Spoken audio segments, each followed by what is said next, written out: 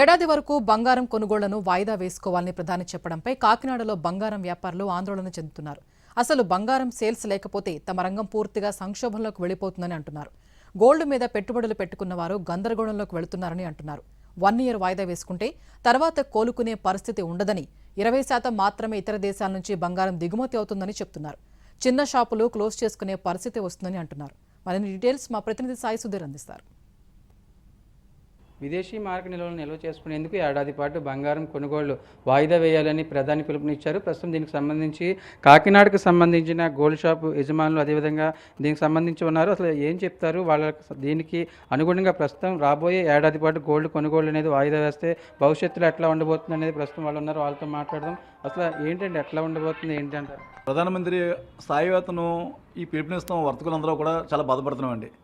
ఎందుకంటే వ్యాపారాలు అంతంత మాత్రం ఉంటున్నాయి.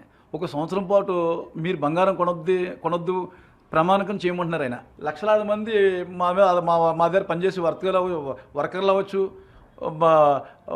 బ్రహ్మాలు అవ్వచ్చు, స్వర్ణకారులు అవ్వచ్చు, కోట్లాది మంది ఉన్నారు. ఇంతమంది ఉపాధి ఎలా అవుతుంది? వాళ్ళు మీ అందరూ కూడా ఓడీలు తీసుకొచ్చి ఈఎంఐలు తీసుకొచ్చిన వ్యాపారాలు చేస్తున్నాం. ఇప్పుడు సంవత్సరం పాటు మాకు ఎవరు కడతారు ఈఎంఐలు, ఈ ఓడీలు? ఆయన ఒక పిలుపునిచ్చారు అంతే, సంవత్సరం పాటు మీరు బంగారం కొనొద్దని. ఎందుకు కొనొద్దు అన్నారని మా కస్టమర్స్ ఫోన్లు చేస్తున్నారండి. ఏంటి అయినా కరోనా వస్తుందా, లేకపోతే యుద్ధం వస్తుందా, ఏంటి ఎందుకు కొనొద్దు అన్నారు ఏంటి అని. దానికి చాలా ఆందోళనగా ఉన్నారు వర్తకులు అందరూ కూడా. అలాగే లాస్ట్ 2 years కూడా కరోనా వచ్చి చాలా ఇబ్బంది పడ్డాం. ఆ కరోనా నుంచి ఇప్పుడే కోలుకుంటున్నాం. కోలుకున్న టైంలో ఇలాగా ఈ పిలుపునిస్తాం కూడా మా అందరికీ బాధాకరంగా ఉందండి. మామూలుగా మీరు చెప్పండి, చిన్న అకేషన్ వస్తే కనుక ఒక మిడిల్ క్లాస్ ఫ్యామిలీ ఎంత బంగారం సేల్స్ చేస్తారు? అసలు ఎట్లా ఉంది పరిస్థితి? మిడిల్ క్లాస్ ఫ్యామిలీ చాలా తక్కువ కొంటారు. అందులోకి మాలాంటి షాపులకు వచ్చి చాలా తక్కువ అండి. మ్యాక్సిమం కార్పొరేట్ షాపులకే వెళ్తారు. అలాంటి దీన్ని పిలుపునివ్వడం వల్ల ఏంటంటే కార్పొరేట్ షాపులు కూడా బిజినెస్ తగ్గింది 2 days పెట్టి. అంటే మాకు రిపోర్ట్లు వచ్చేస్తాయి ప్రతిరోజు. మా మార్కెట్ అయితే అసలు ఏమీ లేదండి. ఇప్పుడు మాకు స్వర్ణకారులు ఏంటంటే అండి, మనం బంగారు వ్యాపారస్తులు చిన్న వ్యాపారస్తుల మీద ఆధారపడతారు. పెద్ద షాపులకి వెళ్ళరు కదా. స్వర్ణకారులు అంటే చిన్న షాపులకి చేస్తారు, పెద్ద షాపులకి కార్పొరేట్ పైనుంచి వస్తుంది.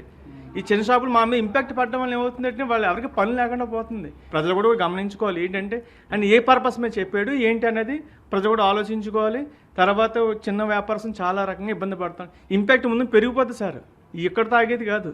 చూడండి, రిప్పు చూడండి, అంటిని చదివేస్తే అలా రాగిపోద్ది. అలాగే ఉంటుంది వ్యాపారం కూడా. ఇప్పుడు మోడీ గారు కొనొద్దు అంటున్నారు, ఎవరు వస్తారు, ఎవరు రావట్లేదు. షోరూమ్కి వెళ్తున్నారు. ఇప్పుడు అది కూడా షోరూమ్ కూడా రావడం మానేశారు పబ్లిక్. దానిలో ఇప్పుడు మోడీ చెప్పిన వల్ల రేటు పెరుగుతుందండి. ఈ 2 రోజుల్లో 2 వేలు పెరిగిందండి గ్రాముకి. రేటు పెరుగుతుంది అనుకుంటారు అందులోనే. రేటు పెరుగుతుందని అందరూ ఎవరు కొనట్లేదండి. ఇంకా పెరిగిపోద్ది, వెడ్డీ పెరిగిపోద్ది, బంగారం పెరిగిపోద్ది అని చెప్పేసి. ఈ అంతా కూడా కార్పొరేట్ కోసం చేసిందే తప్పండి, ప్రజలు ఉపయోగపడేది అయితే ఏమీ లేదు సార్. అది గమనించుకోవాలి. పెట్టుబడి పెట్టిన వాళ్ళకి అందరికీ లాసేనండి. ఇప్పుడు 4,30,000 చేసి వెండి కొన్నారండి, ఈరోజు 2,50,000, మొన్న 2,20,000 దాకా వెళ్ళిపోయింది. ఏమైపోయారు అంతని? మరి అంత మాయే కదా. ఇప్పుడు 12,000 ఉండేదండి గ్రామ్ బంగారం. అప్పుడే మోడీ గారు పిలిపిస్తే కొనుక్కుంటూ మానేద్దరు. 12,000 నుంచి 18,500 అయిందండి. 18,500లో 3 మంది కస్టమర్స్ కొన్నారు, ఇన్వెస్ట్ చేశారు. అలాగే వెండి 2,00,000 రూపాయలు ఉండేది 4,15,000 అయింది. 4,15,000లో చాలా కొన్నారు. ఇప్పుడు ఇవాళ ఆయన కొనొద్దంటే వాళ్ళందరూ అయిపోలే.